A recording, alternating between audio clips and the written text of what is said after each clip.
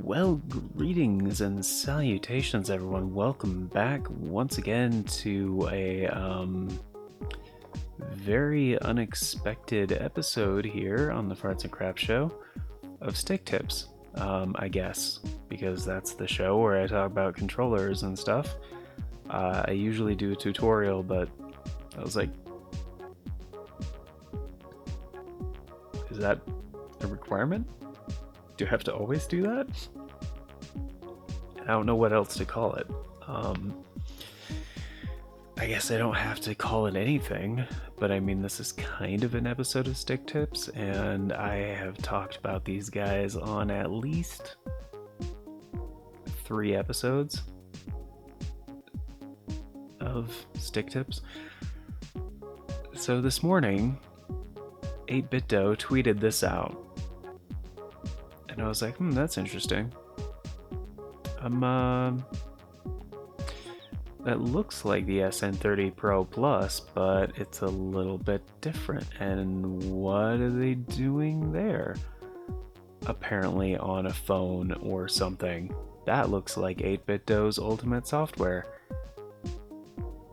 And it kind of looks like it's connected to both the phone and the Switch, which I guarantee you it can't do that.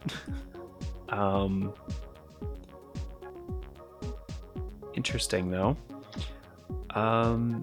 Yeah, I checked out the link and this is what it was. A Pro 2. So I'm excited and not excited for this. I'll get to why. But thankfully, same price point, $50. Like, okay, that makes sense because of course it is, right? That's how much the Pro Plus costed. And this is mostly the same controller. There's one new color, which is the gray edition. And I should have got a better shot on this, but they have different colors for the ABXY, and the actual button is labeled instead of putting the label next to the button. So it's a bit more in line with like a regular Pro controller, but I don't know. The colors, if you're very color specific, this one might be weird for you because the A is blue like the shade of blue that the X is on a PlayStation button, and the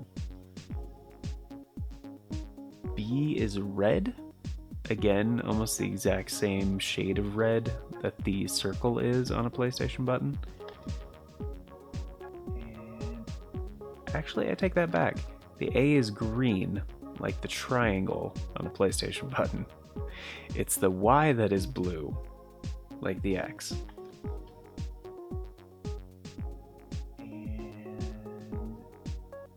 The X is yellow, I think.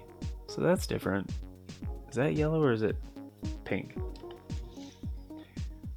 It is hard to tell. I need to actually pull this up again. Nah, it's fine. It honestly doesn't matter. It's just interesting to me that 3 out of the 4 colors are like identical to the PlayStation. I guess not on the DualSense now, but how it has been since like the PS1. Anyway, I like this design though. I think it looks good, it looks sleek, and it looks like they're not using the terrible D-pad mold of the G Classic Edition, which I don't like that D-pad. They use a different plastic, it feels weird. I love the Game Boy aesthetic, but man, that doesn't feel good on the thumb, at least to me. So yeah, a few things here. It's pretty much, they call it an evolution of the Pro Plus. I get it. At a fraction of the price of competitors' Pro controller. Wow. Wow, a fraction of the price. Okay. Well, the lowest fraction that's like an even integer would be half. So if you're saying, and they're saying it's compared to other Pro controllers. So like $100 controllers, right? Which that's an odd price point.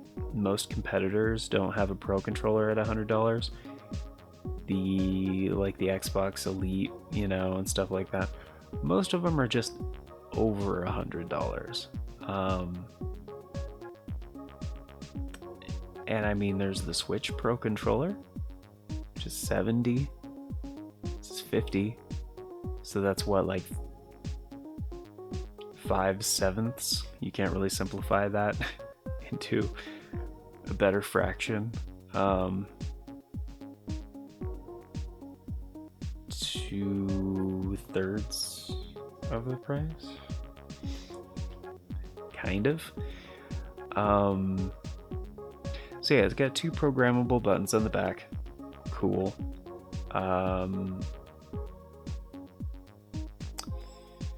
It's got a custom profile button, so you can make multiple profiles for different kinds of things that you're connecting to, which is kind of cool, and I'll get to why here in a second. A mode switch button for switching between Switch, Android, D input, and X input. That's pretty cool. The ultimate software on mobile, Android, or iOS. It's like fine. Okay, I'm sure there's a few people that'll be handy for. Because before you had to connect it to your computer, and I guess if you don't have a computer and you just have a smartphone and a Switch and stuff, I don't know, maybe. Modifiable vibration, which that has always been a thing, on the ultimate software, that is. And there's no way to physically change that on this controller, so I'm assuming they're talking about features that are in the actual software. When they're talking about hardware, it's just a weird line that they're blurring. But anyway, 6-axis motion sensor, which it's the number 6 instead of spelling out 6-axis like on PlayStation controllers. Specifically, I think that started on the DualShock 3. Adjustable hair triggers, I don't know how true that is. They appear to be the same triggers, the L2 and R2, as the Pro Plus, which they were adjustable, again, in the software. I don't think they have a physical adjustment like they do on certain other controllers where you can have the short stop and the long pull. Customizable turbo function, okay, sure. Again, I think in the software. And then the battery pack for the controller, which I'm assuming it says 1000 milliamp. I think it's probably the exact same one that's in the Pro Plus. They're really trying to make this sound different than the Pro Plus, and so far all I can see is a trigger for switching the modes instead of a button combination. Profiles, which you could already do in the software, but now there's a button for it. And one big thing I actually don't see on this part at all. They don't mention it. Oh, they don't mention it. Okay. Here, we'll get to it. Okay, so there's a profile switcher button and the mode switch button, which is on the back. And I'm sure you guys will notice this right away, especially if you already own a Pro Plus. The back of the controller plastic is now textured, and not only is it textured, there are actually 2 textures, but not on the front. Not on the front. So this is really cool, and I could confirm this in other pictures as well, but this one showed it the best. First of all, having the mode switch as a physical switch, I like the convenience. I'm not sure if I like that on the back of the controller, because if you accidentally hit that, it is going to disconnect you from anything that you're connected to. You'd have to repair it or switch it back and reconnect it. It's convenient, sure, but after a while, this used to be paired to just one of the face buttons, A, B, X, or Y, and start when you turn on the controller. So in switch mode, you would hold Y and then press start. And then, well, if you hadn't paired it to the switch previously, and then you hold sync, and then blah, blah, blah. But after you pair it the first time, you just hit start and it connects to the thing. If you're switching devices pretty often, and you have different profiles for each of the thing, this is what's confusing. There are 3 profiles and 4 modes. Why not just give it one more profile? At least that's what this is implying, because there are 3 different indicators next to the button.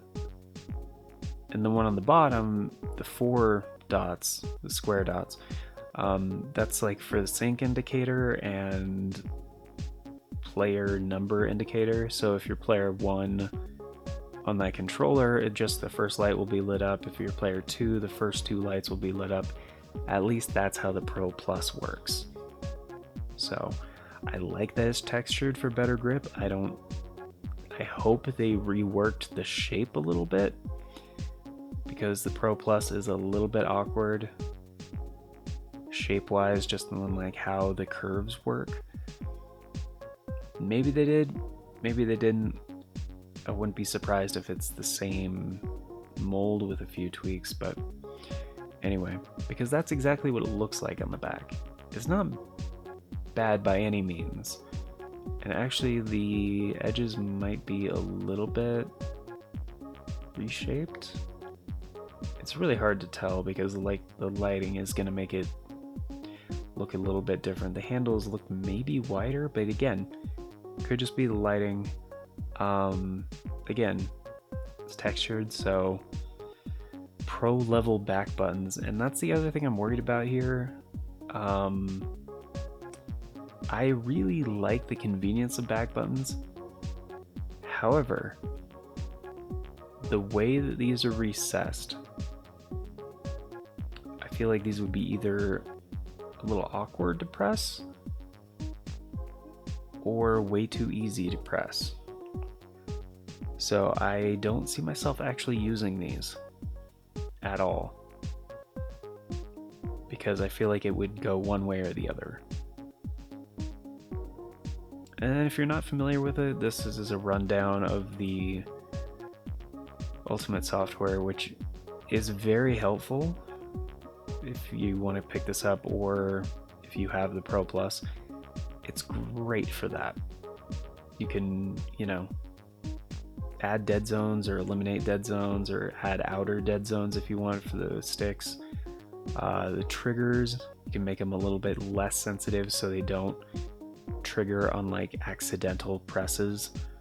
You can turn down or completely turn off the vibration if you want. That's what I do, because I don't need a useless feature like that eating up battery life on a controller that I already like, because it has such awesome battery life.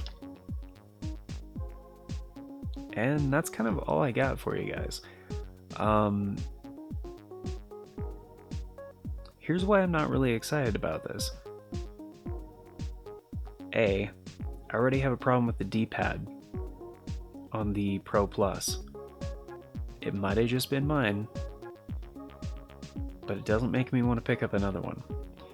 B, I kind of don't really use wireless controllers unless they're 2.4 gigahertz.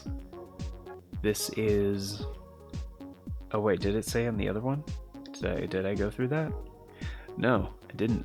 One other detail I left out. It is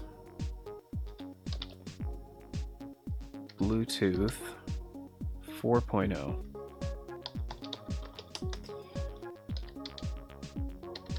So, and I'm actually checking the listing right now to double check and make sure that is correct. I think so, and I believe, yeah, it's Bluetooth 4.0.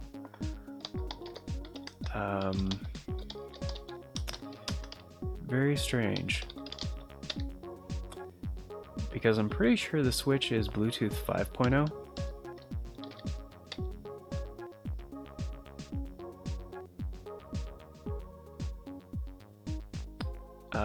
Technical specs on the Switch.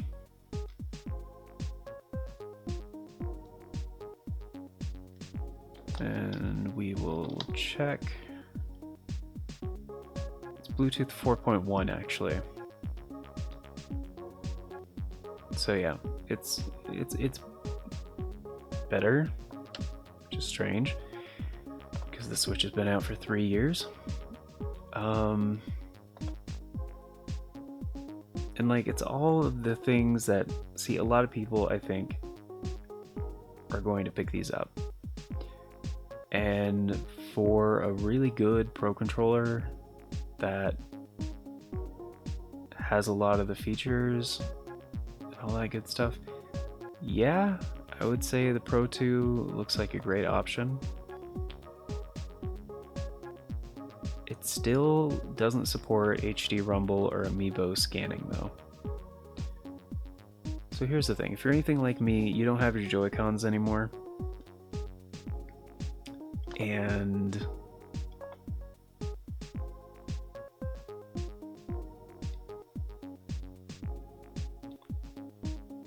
I don't have a Switch Pro controller either. So that's part of the reason I don't get Amiibo, is because I can't actually scan them in.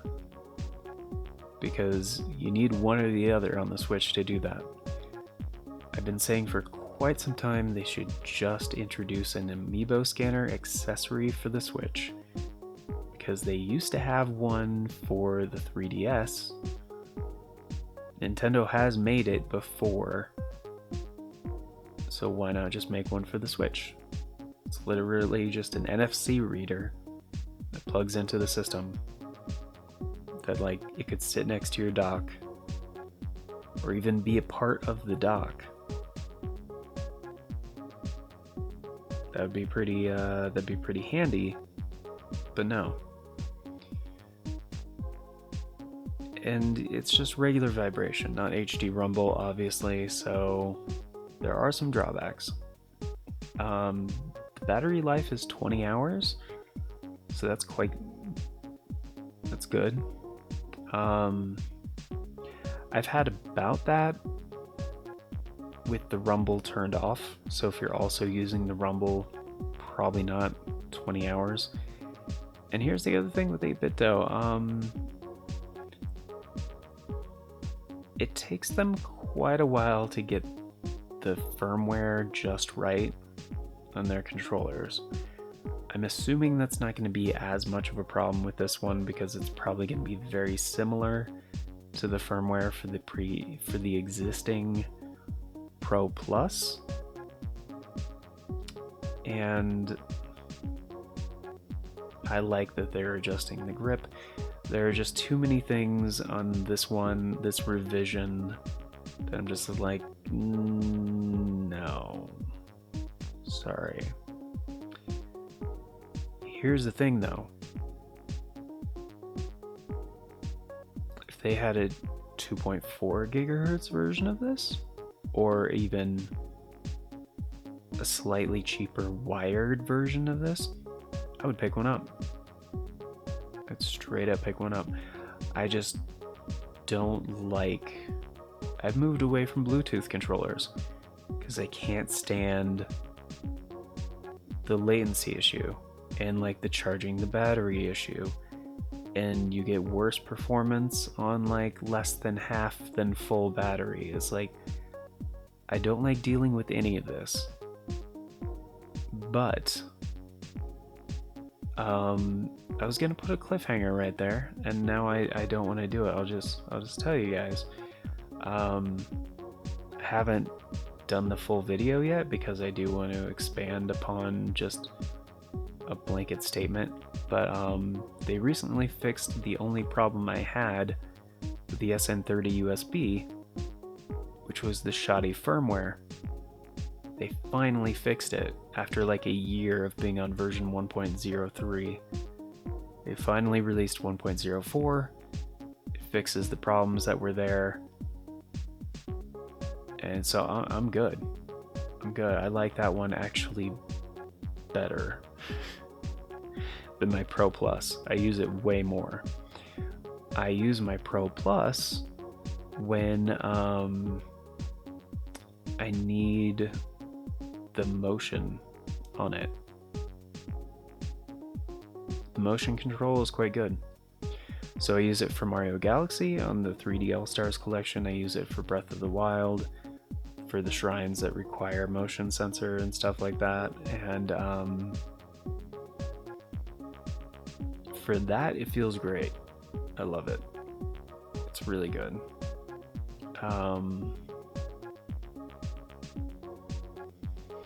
For everything else, there's MasterCard. Just kidding. That's the way I segue into this one is sponsored by MasterCard. Thank you guys. No, this is not a sponsored video. Definitely not by 8bitdo. If it was, I would probably be like, this thing looks great. I'm excited. I will definitely check out my free controller when it comes in the mail. Thanks 8bitdo for being so cool. No. Nope. They've never sent me anything. Nobody's influencing these opinions. And yeah, for all that and more, probably not gonna get one of these. So yeah, but yeah, 2.4 gigahertz version would be really cool. Have it come with the dongle. I'd be down for that. Bluetooth? No. Sorry. Not in my gaming room where I also record and stream. No. There are too many wireless things on here, most of which are turned off most of the time. But even so, there's just not even quite 10 feet between me and most of my consoles. And Bluetooth latency is a bit of an issue, like especially for gaming sessions, like, which, you know, that's what the controller's for.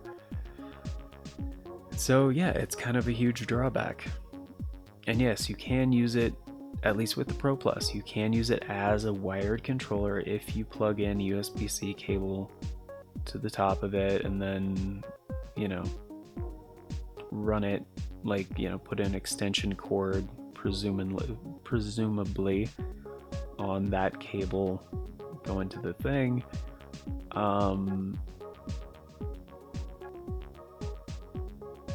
But again, that's a bit of a hassle that's totally not necessary. And then still, the more things, the more extra stuff you don't need. It just I'm sure there's a market for this. I'm not it. So, and personally, I don't think you need like, oh, improved grip and this and all that other stuff. It's based on the Super Nintendo controller, which is already a super comfortable controller. The SN30 USB is very comfortable in the hands. It's not like super ergonomic